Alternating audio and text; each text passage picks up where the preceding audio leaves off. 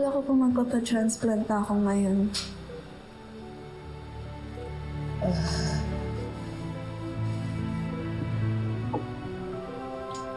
What happened?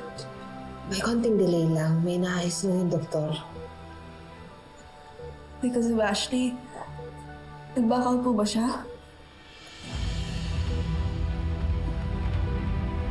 It's okay, Ma. I'm starting to accept na baka ganito na talaga. And maybe it's gonna end soon. Okay lang kung hindi matuloy.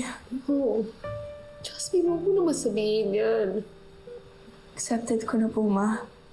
Mas better po to para hindi na po ako natatakot. Hindi yan, naglalaban tayo. These past few days, nakasama ko uli kayo ni Dad. Parang nag-aaway. Nagbabonding tayo. DIY stargazing. I finally felt like we're a happy family again.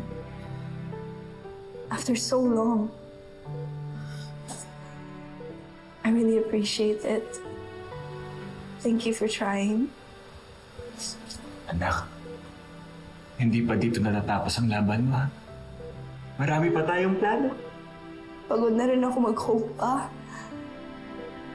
I just want to rest. With you and Mom beside me.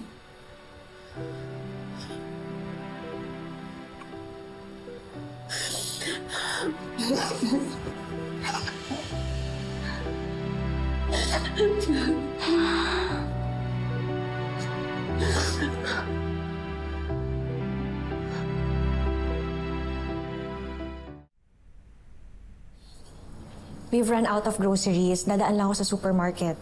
May gusto ka bang ipabili? Wala po, Mom. I'm fine. Hintayin ko na lang kaya yung papa mo bago ako umalis para may kasama ka. Paalis pa lang daw po si Papa. Baka mamaya pa po yun makarating. Tsaka baka po matraffic ka, Ma. Kung mamaya ka paalis.